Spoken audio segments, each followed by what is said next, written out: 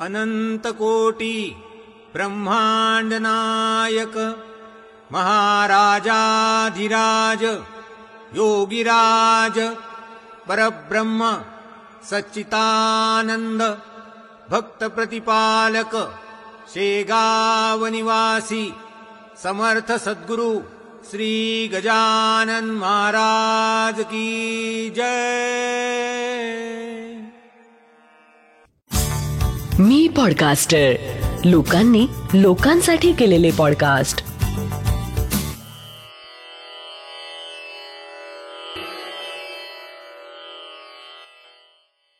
श्री गजानन महाराज की जय. श्री गजानन अनुभव ह्या पॉडकास्टचा हा भाग 107. तू कल्पतरू वा चिंतामणी. जय गजानन. मी शिवाजी शिंदे, पुण्यात असतो. 1956चा माझा जन्म आणि 1982चं माझं लग्न झालं. गिरिजाचा पत्नी म्हणून माझ्या आयुष्यात प्रवेश झाला. गिरिजाची आजी नियमानं गजानन विजय वाचायची आणि म्हणून गिरिजाला तिच्या लहानपणापासूनच गजानन महाराज माहिती होते. अर्थातच लग्नानंतर तिचं पोथी वाचन सुरू राहिलं. ती मंदिरातही जायची. तिच्याकडून मला ती पोथी गजानन महाराजांची आहे एवढं कळलं होतं. पण माझ्या जीवनात गजानन महाराजांची भक्ती सुरू होण्याचे कारण गजानन महाराजच आहेत असंच म्हणावं लागेल. मी असं म्हणतो याला कारण आहे. गिरिजा नियमानं मंदिरात जायची. कधी मी तिला मंदिराच्या दारात सोडायचो. पण मी कधीही मंदिरात गेलो नाही. मला आज जावंसं वाटलंही नाही. मी नास्तिक होतो अशातला भाग नाही, पण प्रामाणिकपणे जगा आणि माणसात देव पहा या विचारात माझा जीवनक्रम सुरू होता. अशात एकदा रात्री गाढ झोप लागली आणि मला स्वप्न पडलं. काही मित्रांसोबत मी कुठेतरी निघालो आहे. काही अंतर पुढे गेल्यावर मित्र पुढे निघून गेले आणि मी उजवीकडे एका टेकडीवर चढलो. तिथे एक मंदिर होतं. तिथे खूप पालापाचोळा साचला होता. मी तो दोन्ही हातांनी बाजूला केला तेव्हा मला समोर चिलीम ओढीत असलेल्या बाबांची एक मूर्ती दिसली.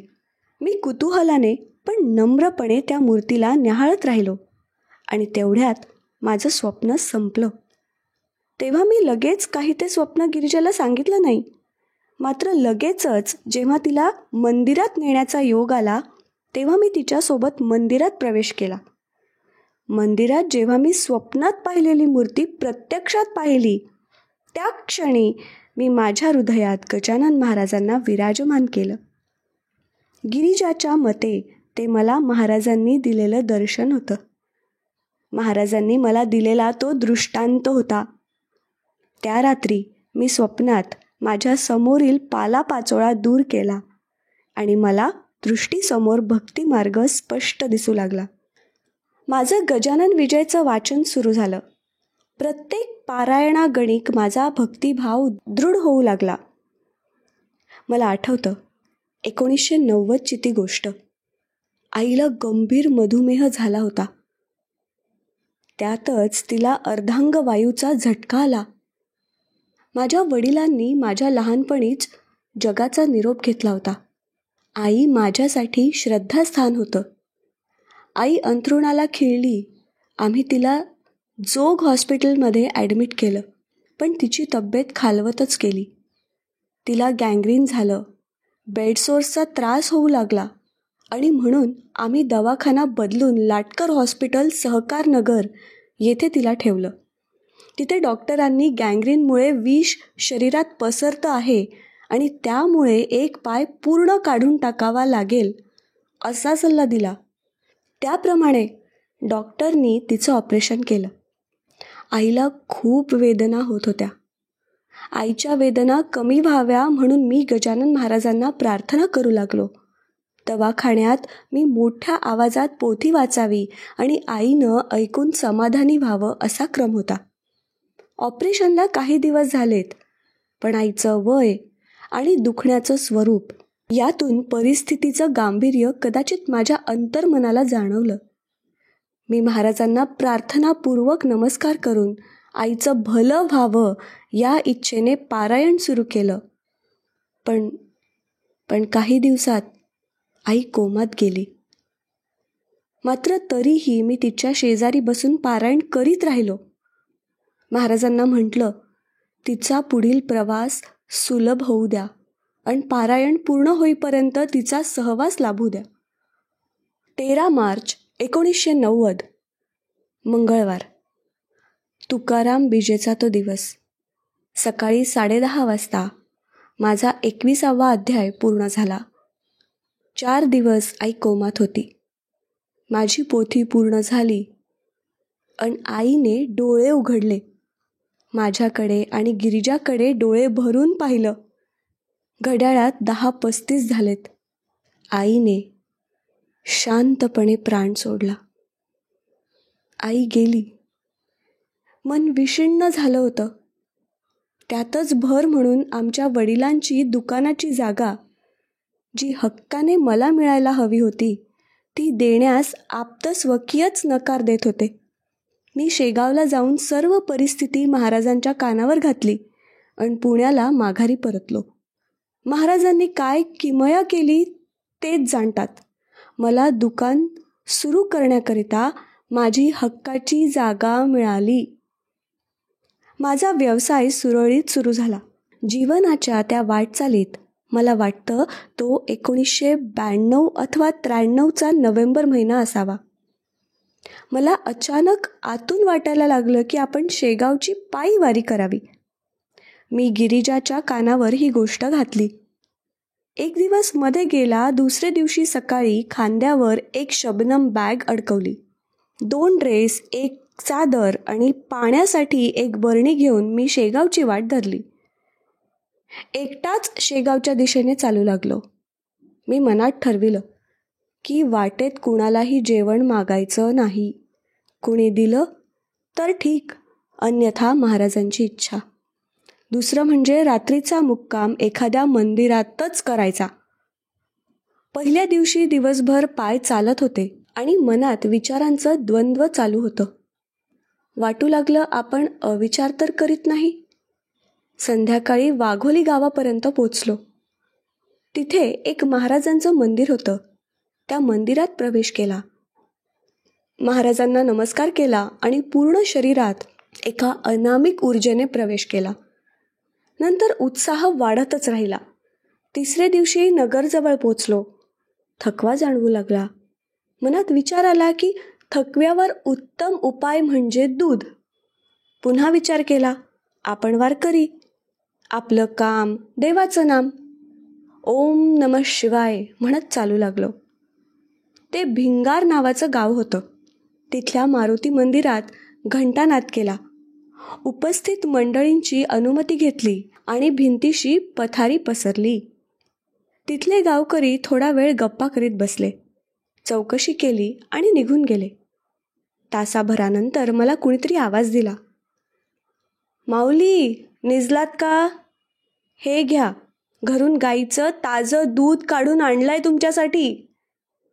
गावातील बेंद्रे नावाचे गृहस्थ माझ्यासाठी दूध घेऊन आले होते. माझी ही शेगाव वारी एकूण 11 दिवस चालली.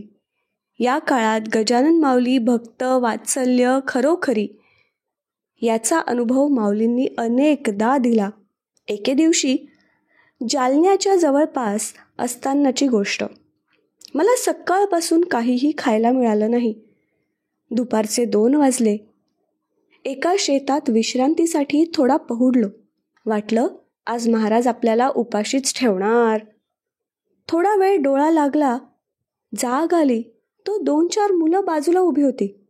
त्यांनी माझ्यासाठी 12-15 मोठी संत्र आणली होती. देऊळगाव राजाजवळ एका दत्त मंदिराचे शेजारी एक सरदारजी आणि त्यांची मुलगी. त्यांचा ढाबा होता. त्या दिवशी माझा गुडघा खूप दुखत होता. चालणं असह्य होतं. त्यांनी माझा पाय वीट आणि निरगुडीचा पाला यांनी शेकून दिला. तेव्हा पाय दुखायचा जो थांबला तो नेहमी करताच. खामगावजवळ एक उंडरी नावाचं गाव लागलं. तिथे एका वयस्कर गृहस्थांनी आग्रहाने जेवू घातलं. म्हणाले, माझं जीवन संपत आलं. मी तृप्त आहे. शेगावच्या वाटेवर चालणाऱ्यांना 2 घास प्रेमानं खाऊ घालावं, यातच आता जीवनाची धन्यता आहे. शेगावला 4ही दिशांनी येणाऱ्या वारकऱ्याच्या सेवेत असे शेकडो सेवेकरी आपली सेवा देत असतात. नामस्मरण करीत पायी वारी करण्याचं पुण्य फार मोठं असतं असं म्हणतात. पण या सेवेकऱ्याचं पुण्यही मोठंच असतं, कारण वारकरी जेव्हा त्याला हात जोडून जय गजानन म्हणतो, तेव्हा मूकपणे घडत असलेल्या सेवेला सेवकरी नामस्मरणाची जोड देत म्हणतच असतो, श्री गजानन, जय गजानन, जय गजानन, श्री गजानन, श्री गजानन, जय गजानन, जय गजानन, जय गजानन. आत्ता आपण ऐकलात हा अनुभव आहे श्री शिवाजी शिंदे, पुणे यांचा.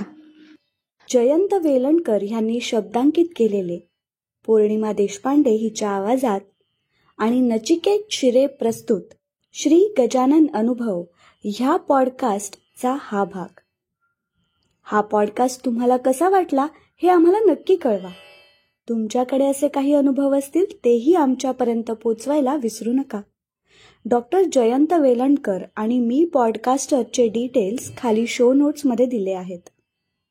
दर गुरुवारी नवीन अनुभव ऐकण्यासाठी मी पॉडकास्टर चॅनलला नक्की सबस्क्राईब करा आणि इतरांना पण शेअर करा.